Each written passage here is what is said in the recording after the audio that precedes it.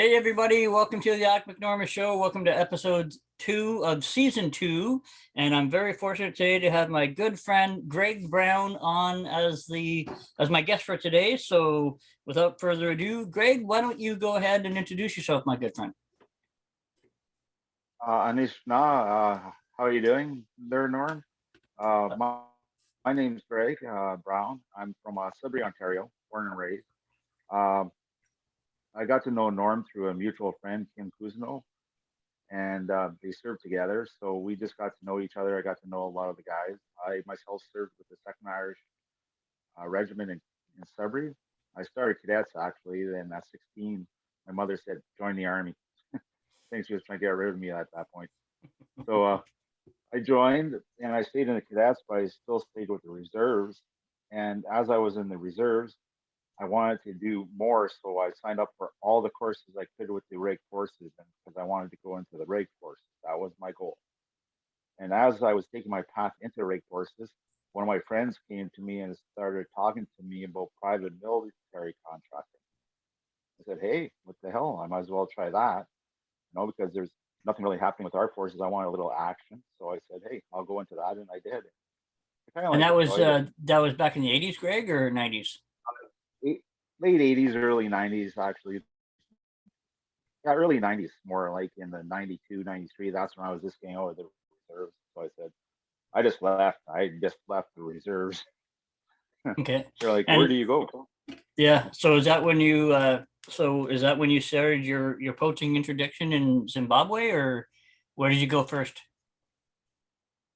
No, no, I went all over the place, like Africa and like Mali, Congo, doing like contracting stuff in South America and everything. But then I just got out of it because things started getting too rough with my lifestyle because of it. So then later on in life, I just went back to school and did everything. And I got into movies in Sudbury as a consultant and taking care of people in the movie business. Like I was their close protection. Then one day, somebody came up to me and said, "Hey, you want to do a movie in Zimbabwe? I hear you've been to Africa." I go, "Yeah." "Hey, you want to consult on it was about the Rhodesian Bush War?" I said, "Sure." What the heck? So I went back, and when I was there, I got hooked up with the anti-poaching guys.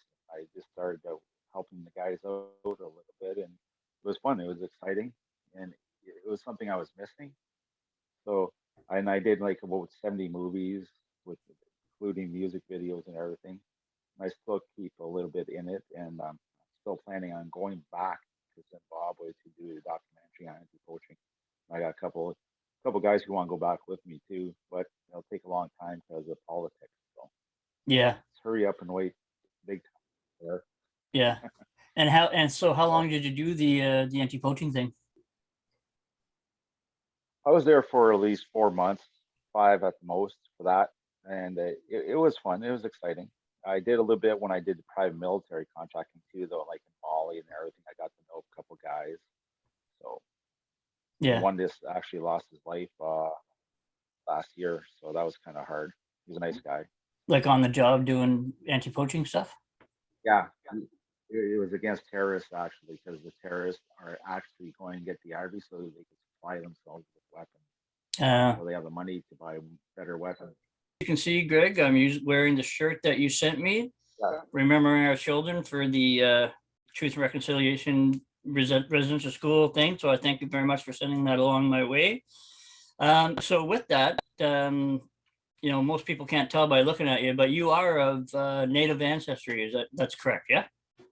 yes, I'm a mixed ancestry, Scottish and Ojibwe, Okay. and And oh, sorry. Go ahead. Anishinaabeg, Anishinaabeg, and people hear that term a lot, and it actually means doesn't mean the first people, it means the first gentle people, or the first people that were placed gently upon the earth.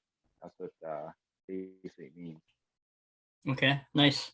And so you were saying that in the previous conversation we had that you felt like you grew up in two different worlds because you were too white to be native and too native to be white in Sudbury. Yeah, So yeah, how and did that come about? well, I never see myself as native. because my grandfather come over, we just thought he had a good tan. Like, hey, geez, our grandfather tans a lot. Just like, because you don't know, my mother was lighter skin, but she still had that brown to her. So your mom And was Native and your dad yeah, was Scottish. Okay. Scottish. And my dad didn't really like the natives. He made fun of them. So it's like, so as we grew up, I go with my grandfather, people will see him with me and they go, there's that little bastard with that ugly native guy. All natives should die. So it's like, oh, that's nice.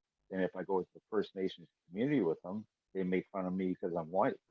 So it's just like you're growing up and you don't have an identity, trying to gain an identity. It's hard. And it was hard on me, and it made me feel inferior, made me feel upset, mad, angry, everything.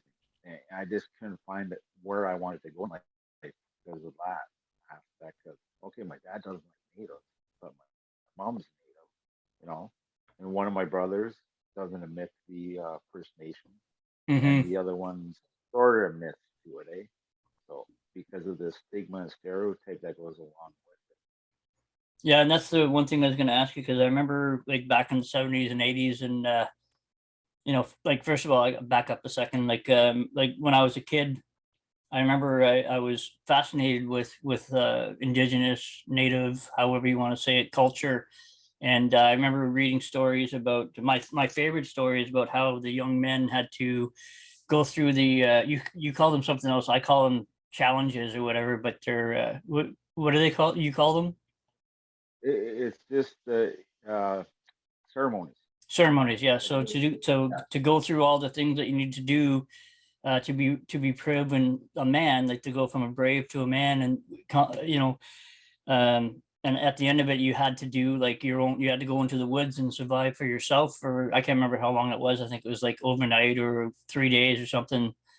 oh, it all depends.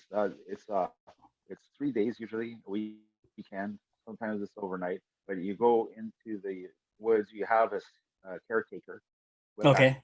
He checks on you. But they don't bring food. They don't bring anything. You have to find your own stuff. And it's about the challenges in life, and you go through scenes. You go through who you are, and you just find the inner strength to progress. And you might have visions. You might have you know these visions that actually tell you where your path will be in life. And it's going from like a 12, 13-year old, and you're going, you're a young man now. Mm-hmm. And some people don't have these ceremonies. I never did, so I still can have one. All depends where you are in life, eh? So, but Okay. it's coming back again. So Yeah. it So yeah. yeah. So the other the other thing that I wanted to mention too is about your brother, not wanting to embrace the native side of him. It's like I remember back in the 80s there, it was commonplace. Like there was a movie, I can't remember, Brendan Fraser was in it, but basically he was a Jewish guy that had to hide who he Well, really yeah, was in order to go to school or whatever. And I just can't I yeah. just can't imagine like how you had to go through that as a kid growing up, especially in Sudbury, which is, as we know, not a very fucking friendly place to begin with. So is that how you got is that how you got into boxing then, by having to stand your ground in the two worlds, No, or no. My brother got beat up, and he started boxing. I was in karate, and then I decided, hey, I just want to go try boxing. He beat me up, so hey, I got beat him now, so I took boxing. Is okay, this is this? But I took karate actually to learn self discipline, self defense, so I could actually stick up for myself, be that better person. So, like my grandfather had 23 brothers and sisters, and I didn't know all of them, mm, but I got to understand who they were and what struggles they went through in life, and that's how come I am who I am today. okay, Is because of the teachings my grandfather could teach me. So, nice. And so the um so with that then, oh shit, I lost my train of thought there, but I know it was so like you're in the two worlds thing, and then the boxing and stuff, and then with in the army, and then you went to overseas to do all that stuff, and then got into the movies. So I remember when I met you, we were at the War Museum in Ottawa, and we had to do the we were there for the commemoration of the Special Service Force getting the thing Congressional from the medal. States. Yeah, Congressional Medal of Honor. So you actually had family members that were in the Devil's Brigade. Yes, yes. First Nations, and that was my grandfather's brother. I actually had 4 members who actually served with the first Special Service Force, all First Nations. So, and we looked them up, and it was like, wow, I was really surprised to see that there were 4. And it was like this. It's just good to see that they acknowledge the First Nations within the first Special Forces, because the arrows represent the scouts from years gone by. Mm-hmm. It was just an honor to meet a lot of these guys, so and talk to them. Yeah. Well, I know, like when I was, at Seashore, they, we were fortunate enough to perpetuate the colors of the first Special Service Force, which I thought was an amazing honor to be part of that. So yeah, it's been interesting to see that how you were able to follow your history and stuff like that. Now, were all of your grandfathers and his brothers, were they from the Sudbury area, or? Yeah, they grew up in a place called Worthington area. It's called. It's just outside Sudbury, and that's where they grew up, in Spanish area, and that's where they all went to residential school too. All of them, every single one. And to know what they've been through, it's hard sometimes, but it's how we heal is by knowing what harm they had, in order for us to understand why my mother acted the way she did, and where I stopped it. Yeah. So actually, It's that's a pretty good segue into my next thing I wanted to talk about, was the Truth and Reconciliation report that we've talked about a couple times. But so you're like have firsthand knowledge of family members that went through the residential schools. Now, was that the one? Because I've read, it's a huge document, man. Like I'm only on like page 1500 or something like that. So I haven't really read the whole thing, but was the closest one that I could find was in Penetanguishing. Is that where your relatives went, or? No, the Spanish residential school. We had a boys and girl one. Okay, and where was that? That's in Spanish, Ontario. Oh, okay. It's probably it's going towards Sault Ste. Marie, and it's in between Sault Ste. Marie and Sudbury, basically, almost. Okay, and from what I'm reading and stuff, everything like is all religious based. So was that a religious based one as well? Yes, they were Catholic based schools, both of them, the men and then the boys and girls. So. Okay. And was that so? A lot of the stuff that I'm reading is like they went from residential schools, and they're mostly trying to make it into like industrial schools where they learn like the scale and stuff. Was that the same kind of thing, or was it like just a Catholic school, like what a white kid would go to? No, it was more an industrial style. Industrial schools. Okay. They were beat if they didn't act right. I didn't get to meet an auntie and an uncle. They died in the school, so it's kind of hard, kind of sad that I couldn't meet 2 of them because of what happened. Mm-hmm. And like you said, when people look at me, oh, you're so white, yeah, but inside, I'm First Nations. Inside, I'm a Nishnawbe. I really love my culture, my tradition, and to start bringing it back now is good, because we weren't considered First Nations or Canadians until the late 80s. Okay. Finally signed a document in the 80s saying, "Oh, you can be Canadian now. You can vote." Oh, that's nice. Thanks.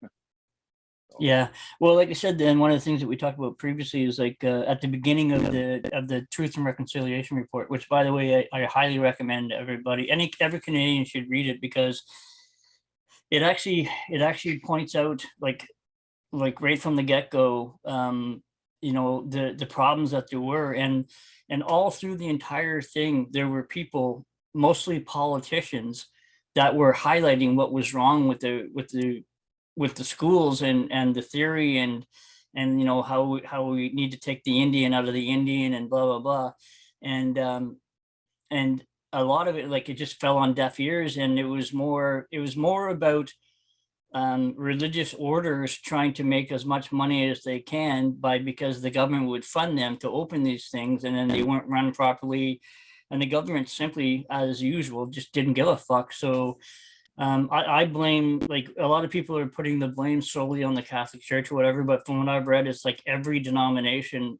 was part of it.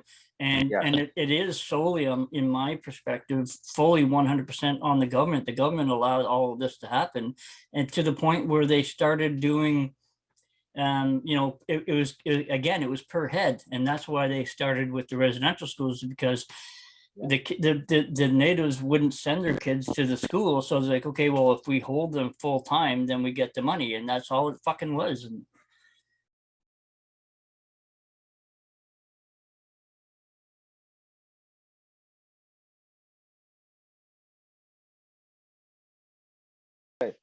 Like I didn't know much about it until I started school with Laurentian University. I knew a little bit about it, but when I started taking more in depth aspects, and my very very good friend is highly respected in the First Nations community, and I just started getting more and more. And it's just like, wow, I can't believe my grandfather went through this. Now I know why he's quiet. Now I know why he's right. Now I know why my mother acted the way she did. mhm. It is hard hitting.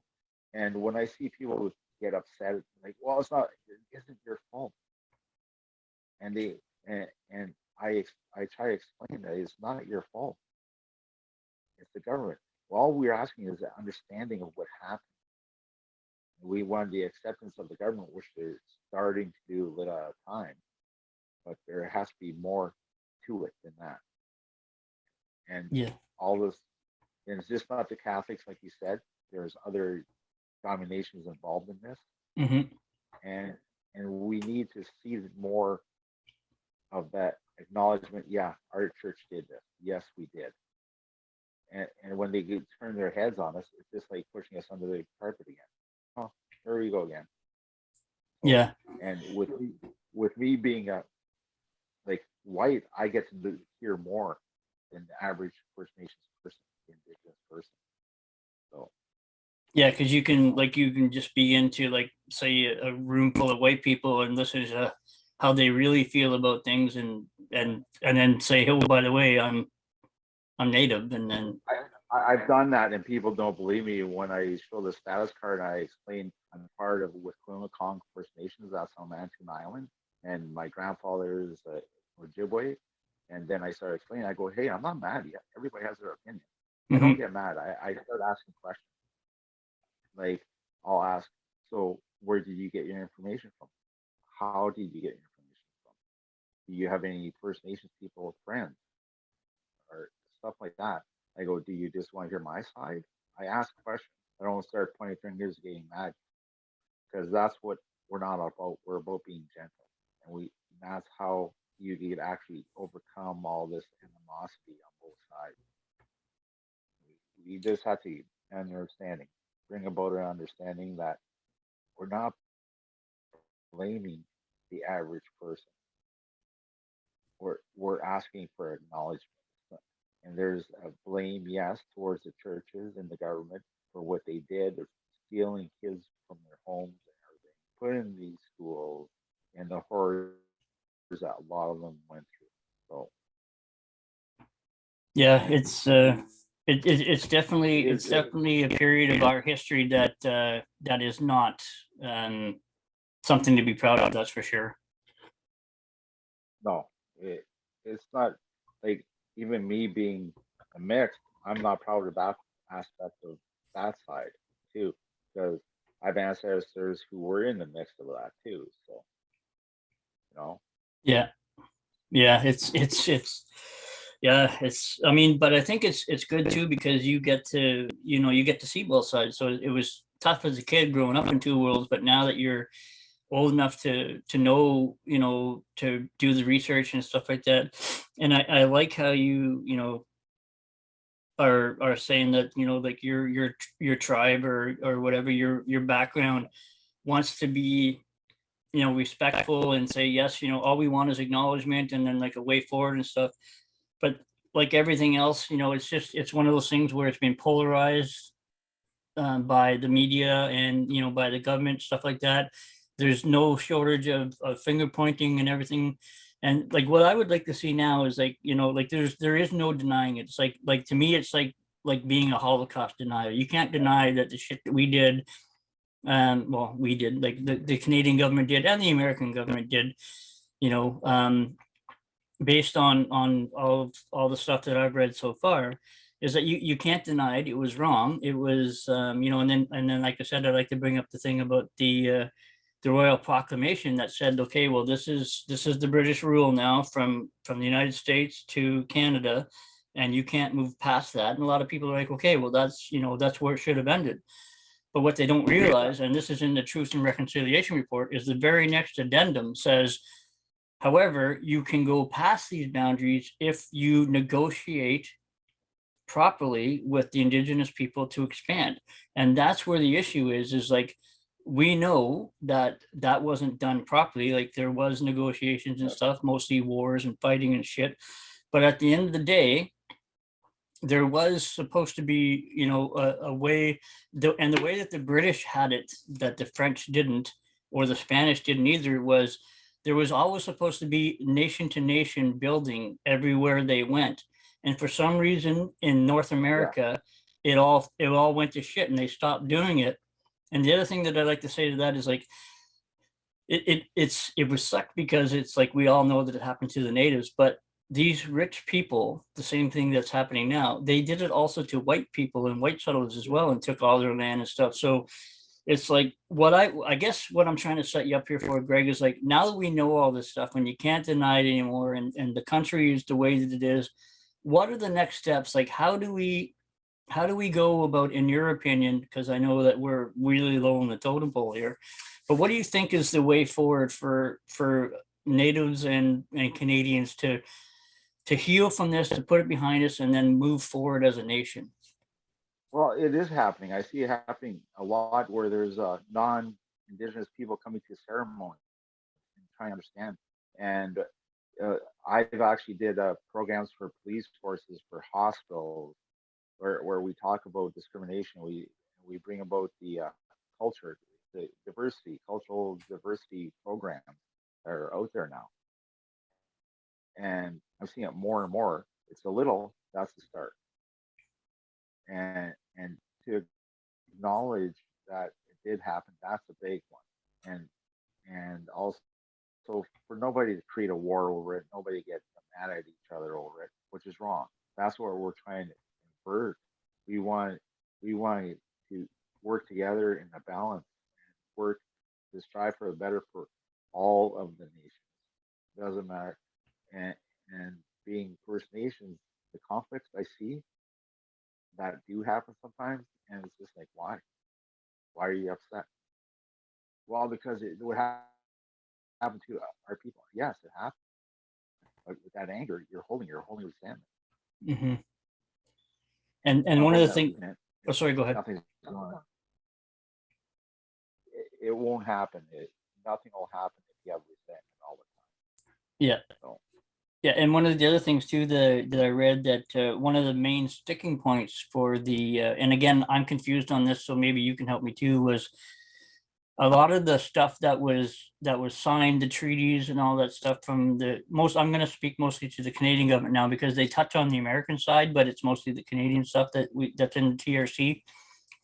And so one of the main things that they have is like, when we did, like, I'll keep saying we as Canada, and then we'll say the natives as their nation, but when we went into these treaties and we signed these treaties and stuff like that, we knew our delegation was our delegation and they were there to represent the government. Now what I find in reading the TRC is that a lot of times, either through malfeasance or just by not knowing any better, we entered into treaties with chiefs that weren't really chiefs, or didn't, or people that didn't have the actual right to make that treaty with us at that time. And so my take on that is, okay, like, yeah, I get it, that's wrong, but now, to put this to bed, let's all sit down again, our nation, your nation. And this is where the other problem is, and you were the one that told me about this too, is that there is no such thing as a native nation, because each one has their own nation. Is that correct? Yeah. So how do we, like, Yeah, how do we're we all go First about? Nations. We're First. Yeah. You can actually bring them all together and go through the treaties, but you got to look at the lands they're on, where they're from, and what's happening. And when you were talking about the signing of the papers, a lot of the chiefs didn't know how to read Mhm. when they were signing these papers. They didn't know how to sign, but there were some who did. So they were like proxies for them, and that's Mhm. allowed within the First Nations community. You could actually do that. So you can have a proxy sign for you. Yeah, because they're part of the council. Anybody in a big council could be helping the chief. Like they decide. The councils are the ones who decide. The band council. Okay, so So in a lot that of them case, didn't know then, how to with, write oh, sorry, go ahead. because a lot of them didn't know how to write. So a lot of government officials took advantage of that Mhm. or read. Yeah, yeah, we'll tell you what it says. Don't worry about it. So Yeah. so Yeah, like I said, there was definitely some fuckery afoot in some of them, but again, from what I read, a lot of them were actually done, from at least from our perspective, done in good faith. But it was yeah, like, whether it was somebody else, like a Canadian guy brought the wrong chief or the wrong representative, or told them the wrong information or whatever. And those are the ones that I'm trying, like, with all of, because, like, it's a big fucking country, as we know, with all of the different nations and the chiefs and all that stuff. Like, how do we go about going through and picking through which treaties should still be in place, which ones need to be ratified? And because, like, what I understand, because I was like, they all, every year in Gatineau, they always have, like, all the big chiefs come together for, like, I don't know, am I allowed to say big powwow? I don't know if I'm allowed to do that anymore, because fucking whatever, but they come every year, and then, but nothing ever comes out of we're a that. big Like, council meeting. what's it called, sorry? No, council meetings. That's it. Yeah. They're big So council meetings. yeah, so like this, and I might be getting the name wrong, but this Perry Belgrade or Bellegarde or whatever, Beauregard, is he the voice of all the natives, or supposedly? Is that how I understand that, right? Well, they might ask him as a representative. He may be a representative of all of them. That's what usually happens. You can't have them all speak at once. So they give him their concerns and he may speak. Because in each community, they have, like, just say, we're Ojibways, we all come together and we all talk, but you all have one main person who will, a grand chief. Like Hmm. we have the Anishinaabe Nations, and he's the chief, he's the grand chief of everywhere in a certain area. Then you have the Assembly of First Nations, and he's the grand chief of all Canada. Yeah, So so I you think have that's the one guy. I grand think chief that's of I all. think that's Bellegarde. Yeah, yeah. Okay. So he's allowed to speak for everybody because they send their concerns to him through each territory. Those grand chiefs of each territory will go for these meetings, and he speaks for everybody.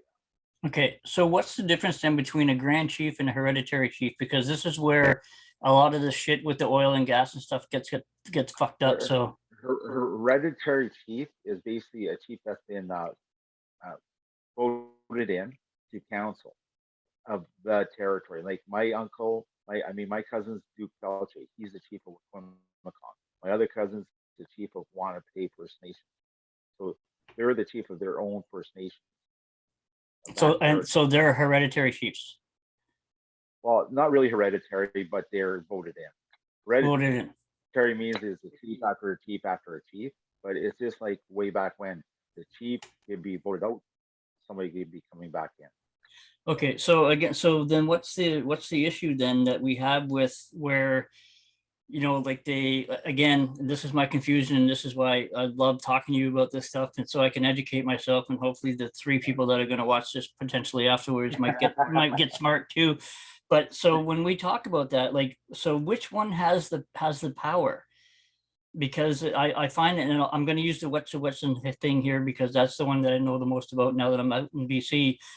But they keep saying that the Grand Chiefs had said that they did. I'm getting confused here. One of the two, either the Grand Chiefs said yes, and the hereditary chief said no, and there's a problem, or vice versa. So, like, who has the power in that?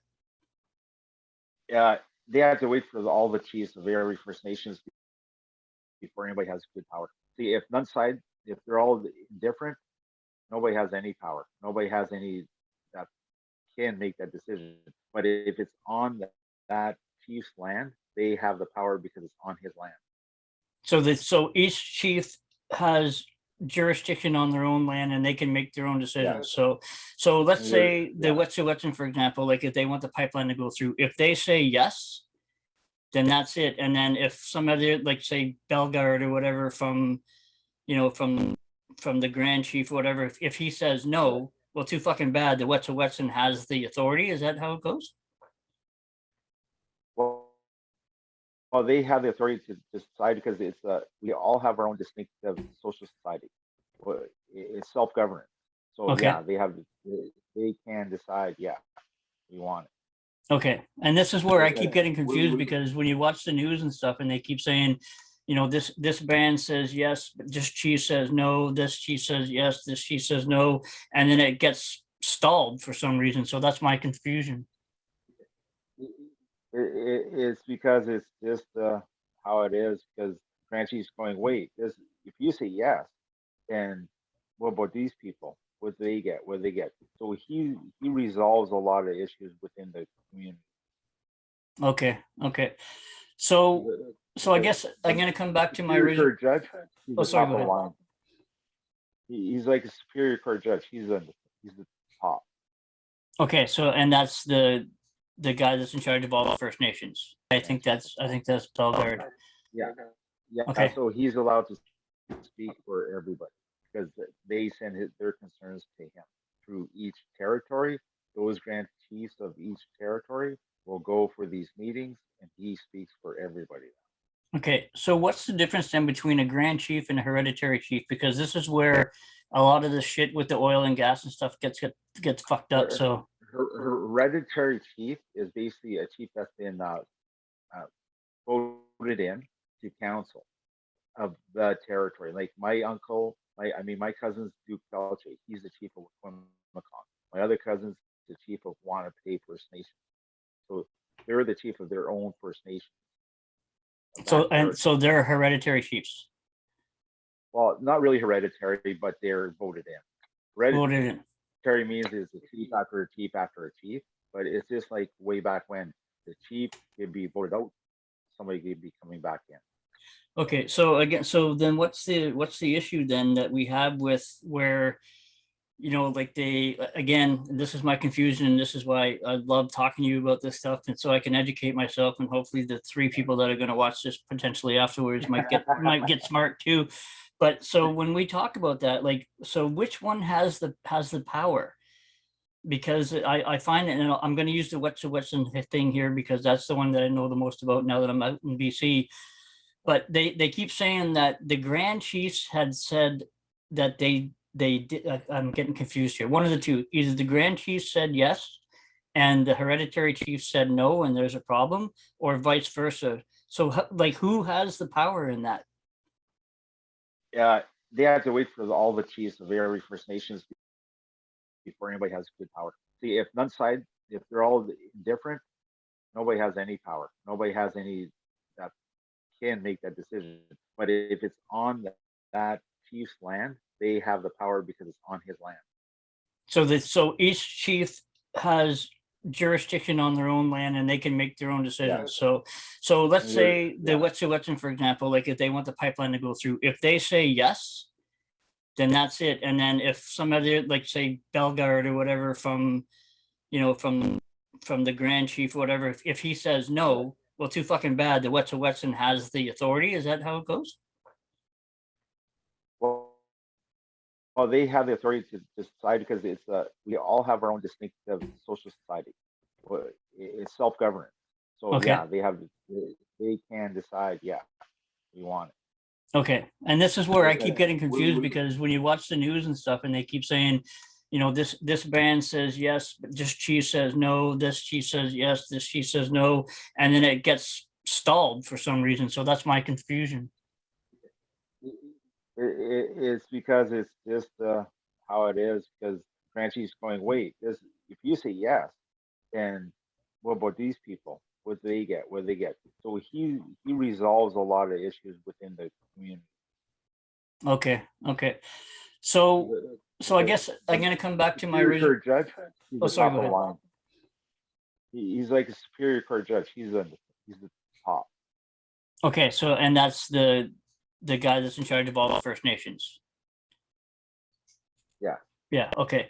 So with that then, like how do we, so who, if we're gonna put all these land claims and everything to bed and say, okay, this is, we need to be one nation, blah, blah, blah, we're gonna take these lands and it's all gonna be Canada, but it's still gonna belong to these people, blah, blah, blah. How do we go about, like, does each um reserve, band, nation, whatever, do they individually have to negotiate that with the province and then the country? Or is there a way that we can get all representatives from the Indigenous peoples to our government? I'm going to put them down here because our government shit. And then do we get, like, how does that work? Like, is that even possible?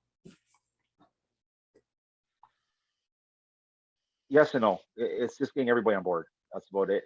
And seeing what the environmental studies say. It's just like politics, and either all communities have their own politics, so it's confusion sometimes. But it's all banding together for the betterment of the First Nations communities across. If Okay. you get one saying no, one saying yes, well, how come they get it and how come we don't? You see what I'm saying here? Yeah. Just like with Quimicon got a whole bunch of windmills, they made the decision. Same with him and the Inlet, they made the decisions. They got the environmental impacts, everything done, Mhm. and the endorsements get come from like the Grand Chiefs. Yes, Okay. we agree with it. Yeah, sounds good. We'll take a look at it. So, Okay. So but I'll once, have once the band chief has his council and says this is what we want to do, then he goes to the Grand Chief Council and then they say yay or nay. Is that how it goes? Or no. They get this back them on stuff and everything sometimes too, but that's an individual First Nations community decision. Okay, okay, so each they have to community go. has its own decision making process. Yeah, they're self-governed. Everybody Okay. has their own self-government. They have their own monies. They spend them. And they open up new things. They can close it if they want. So Okay, so that fishing thing that happened in New Brunswick, I think it was last year or the year before. So yeah.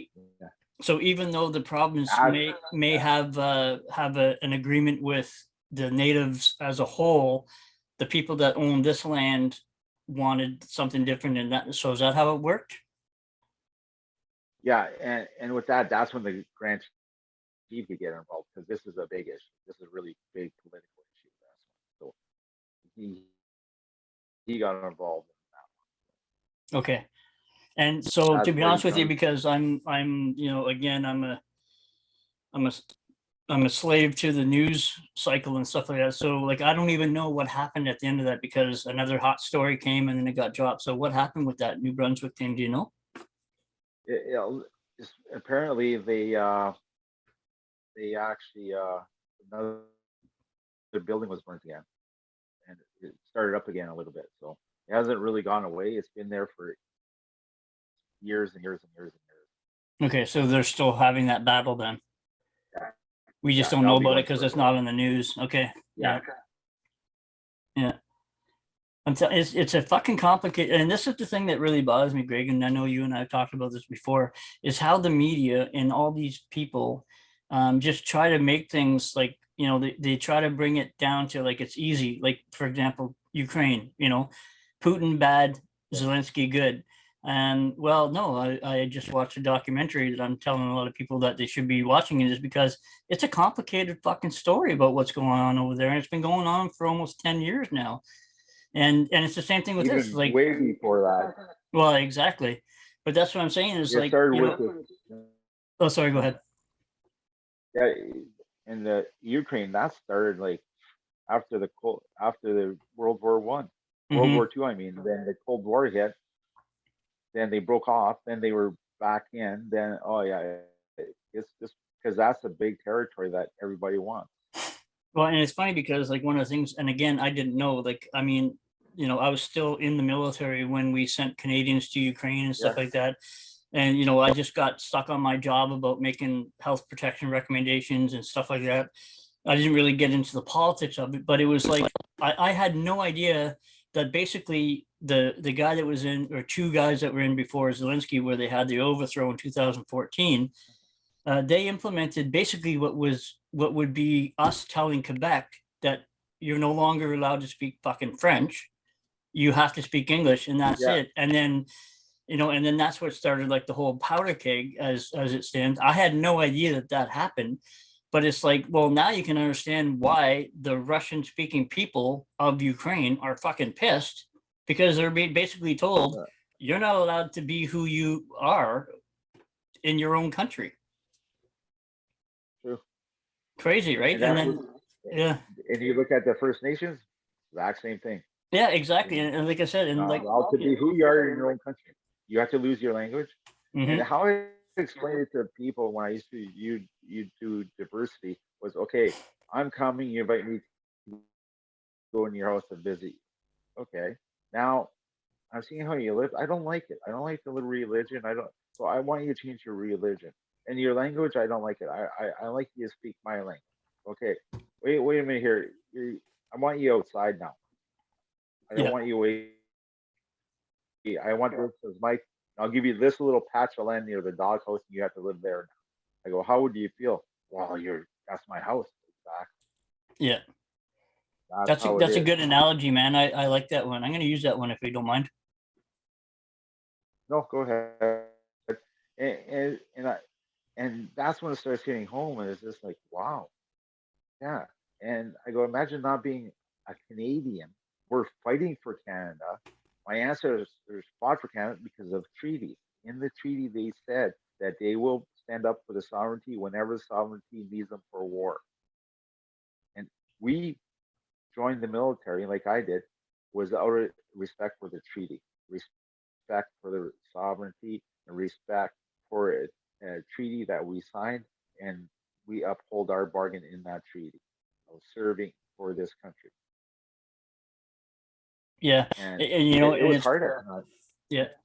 It's funny that, like, that you say that, because again, like a lot of the stuff that I'm reading now, like all these historical facts and everything, it always comes down to, again, I don't want to sound like a racist dick or anything like that, but it's like, the white man, or in a lot of cases since the 1700s, it's been the Americans that make all these promises and then go back on their word. And what I mean by that is, like, you know, um, it's funny though, it's mostly Oliver Stone stuff, so you got to take that with a salt, but with a grain of salt. But it's like, the Americans and the Russians made an agreement that started the Cold War, that the Russians actually stuck to the plan, but the Americans didn't, and they actually started moving into, like, what was then West Berlin and stuff like that, and then Poland and all these shit. So that's why Russia said, well, wait a minute, fuck you guys.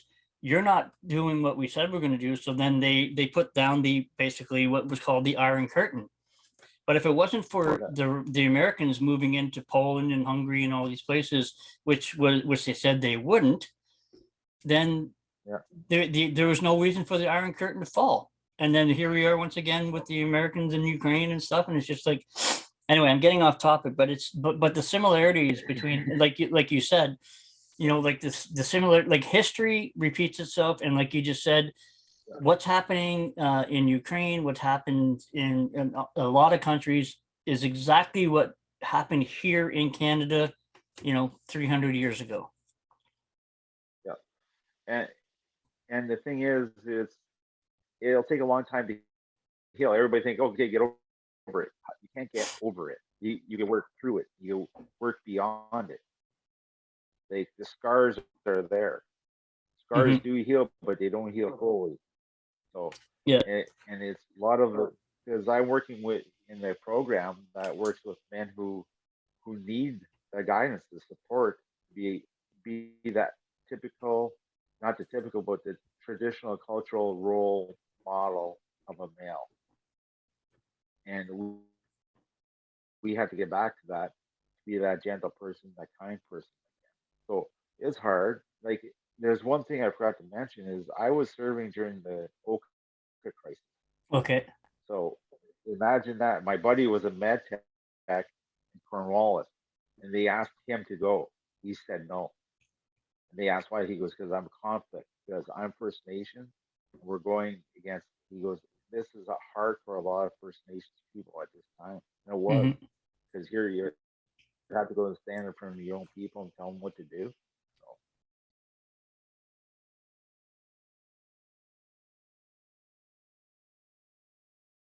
The one thing that I find, that the biggest thing that I find that is allowed to perpetuate in Indigenous Native culture is the spirituality. But if you try to remain spiritual in as a like me, as a white Catholic, that's looked down upon,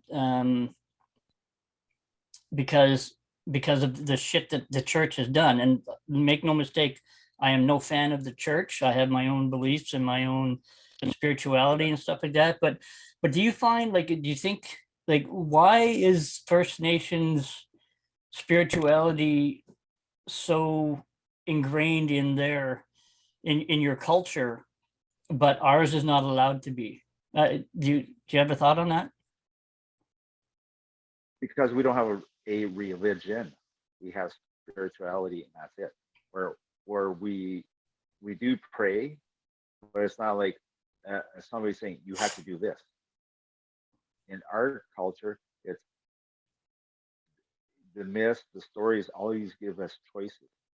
And it doesn't dictate how you have to live. It actually, we live with the land, we live with the animals, we live with ourselves, we live with the air, the water, and we just utilize it all instead of, here's the Bible, you have to do this. So what I'm gleaning from that is, like, what your religion or your spirituality has done that ours has failed to do is not allow human interaction to corrupt the message of the spirits, right? Yeah.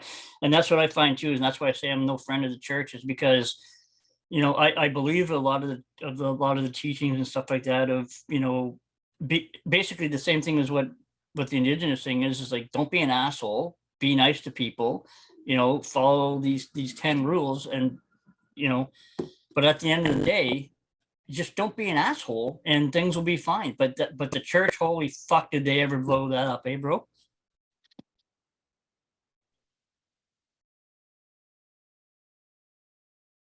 Greg, you there? Yeah. Okay.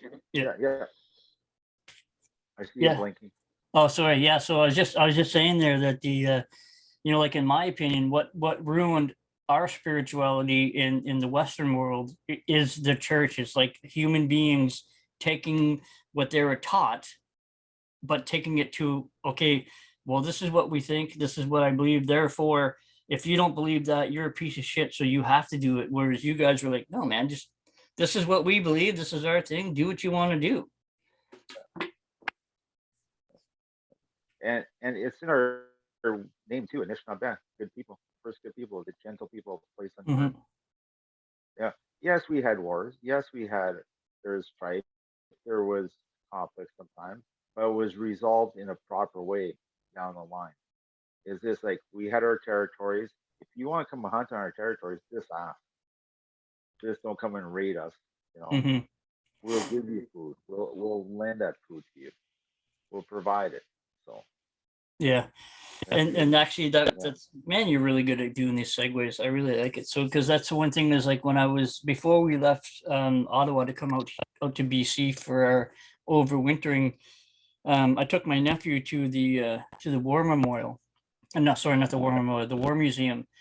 And there's a section there on, Indigenous warrior culture and stuff like that, which again, I think is great because the culture was all about defending the weakest individual in the tribe and not so much going out and fight, but being able to have the training, the wherewithal to be able to fight, to defend your lands and be aggressive if you needed to.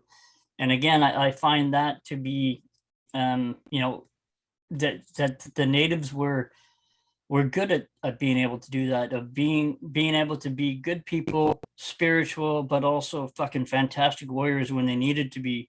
And what I'm trying to figure out is where did we go wrong as Western society?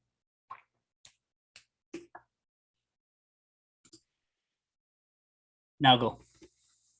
I don't know how the Western society got like that. I know that ours was like there was a warring society, but it's just progress, want more land, greed, you know, and Mm, and that's what it does. It is, oh, I need more land. I need more money. I need more resources. Oh, I like what he has. I want it. mm-hmm. And So that's why I say, society, oh, sorry, go ahead. society just became more crueler and crueler with some people. Yeah, and it's funny because like like I said, like I honestly believe, much to the chagrin of other people, I tell people, and not because I'm a warmonger, but I consider myself to be a realist, there will never be peace on earth. And the reason why I said that is because what you just said is there are always going to be people who want what somebody else has, but doesn't want to fucking work for it. Cool. So Well, yeah, we're pretty much almost done anyway. You just gotta, but yeah, go ahead, finish your thought. no, it's just like when you get the Bible, and I don't mind it because I grew up with it and everything. It's just try not to preach or force your beliefs on somebody else, because there's always lessons in each religion. There's always and there's a relationship with each religion too. So Yeah. like you gotta keep your mind open that there's other ways of doing things.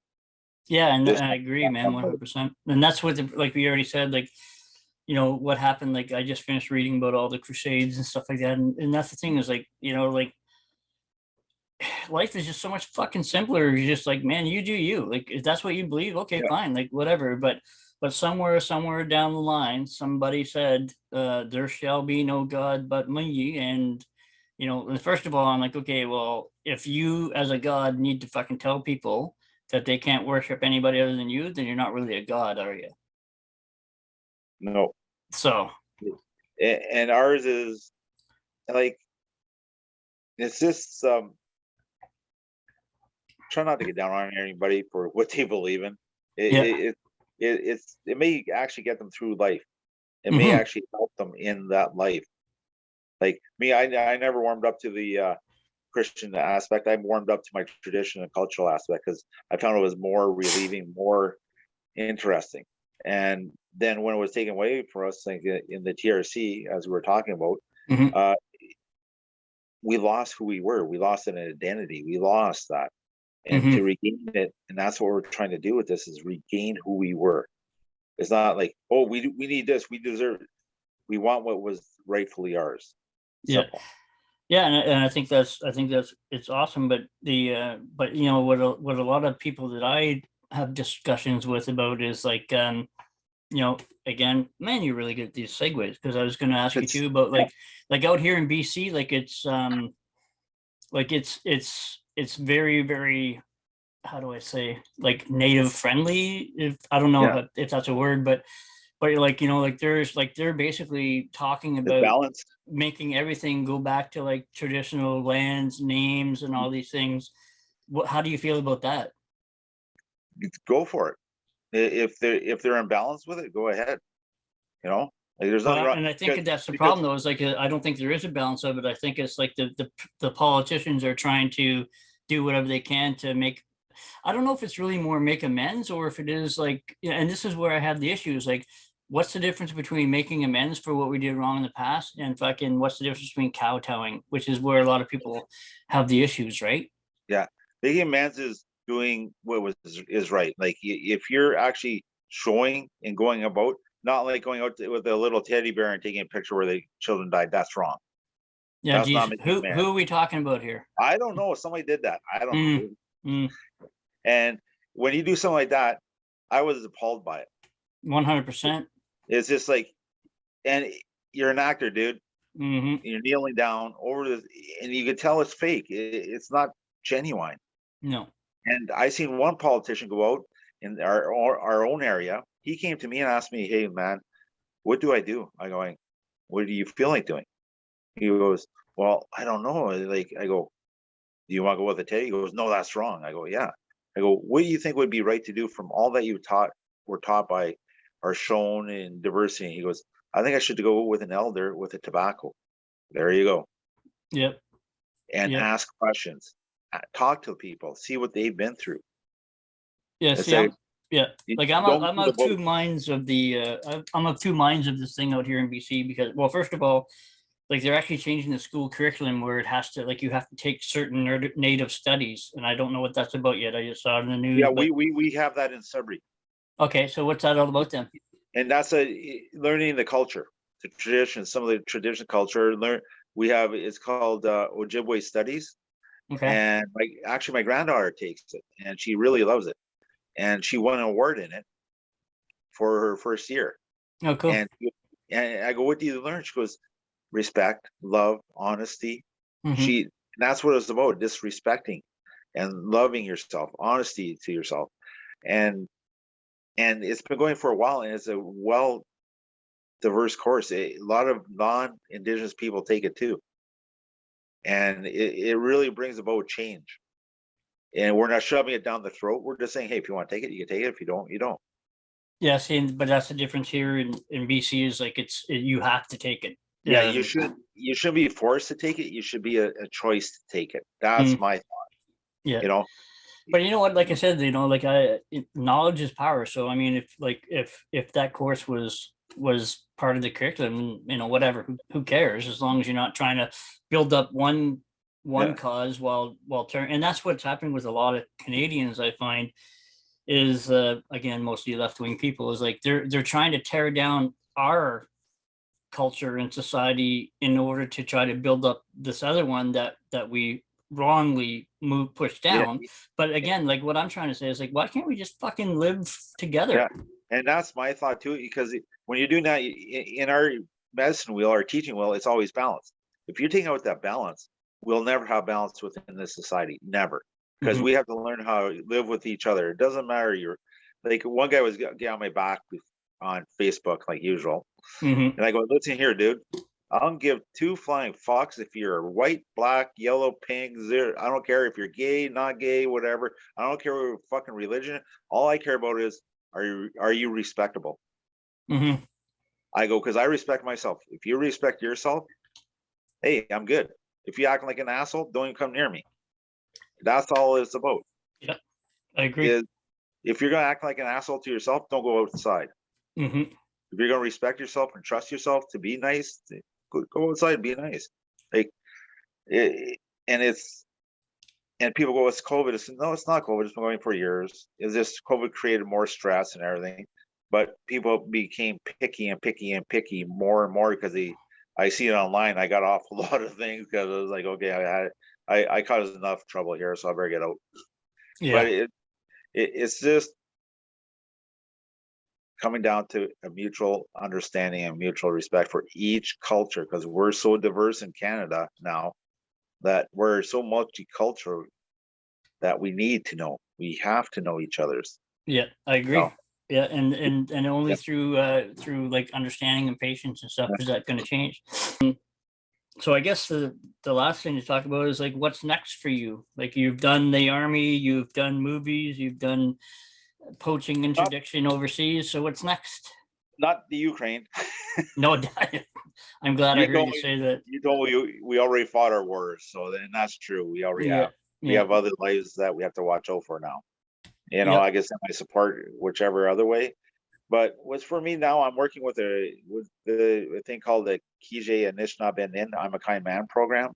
I'm Okay. just working with men who are getting back into the traditional role models of the males within our society, where we don't harm women. So I'm working with men who have harmed women, non-native too, and Yeah. non-indigenous. I'm working with too. So I'm working with both, but I'm still dabbling in movies a little bit, and I'm consulting on 2 scripts right now, Brad and Beach. So that's pretty cool. And Yeah. then Nice. I have other things I'm dabbling into, and I'm still trying to get the documentary. I want to go back to Zimbabwe because you know, Toby, I want to bring him and get you involved in that. So Yeah, sure. I'll Yeah. get involved by not going, but I can write you up some awesome forest health protection recommendations. yeah, that's all I need. Because I have my nice house there. So Oh, you have a house in Zimbabwe. yeah. If I phone it, if I'm gonna go, they'll get it ready for me. Nice. Oh, Yeah. maybe I will go then someday. Who knows? Yeah, it has a swimming pool and everything. You have somebody who takes care of the land for you when you're there too, and everything. You have Nice. they have a garden. They have mango trees and macadamia nut trees right in the yard. Oh, that's cool. Yeah, banana trees too. So it's just like there's your Nice. food right there. Well, just make sure that if you go there, that with the banana trees, that Toby isn't wearing a banana hammock. Cool. All right. Well, that was a great talk, man. I appreciate you taking the time and going over these things. And I'm not even going to bother trying to say goodbye in your Yeah. native tongue. So No, you want to say goodbye? Ba ma Yeah. pi. Huh? Ba ma pi. Ba Until ma later. pi. Yeah, we don't have goodbyes. We just it's not by my pee, but ba ma pi. Ba ma pi. Yeah, it Cool. means until later because we don't have goodbyes. Okay. Yeah, Yeah. I like that. Which reminds me, when I start my trek back to Ontario there in May, we'll be coming through Sudbury, so we'll have a beer with you and Coos. Yeah, I'll tell him that. Get his ass out. Sounds good. Sounds good. Don't go with the brothers. Come with his brothers. Yeah, exactly. Exactly. All right, buddy. Thanks a lot. Okay. So you have yourself a good evening, Yeah. and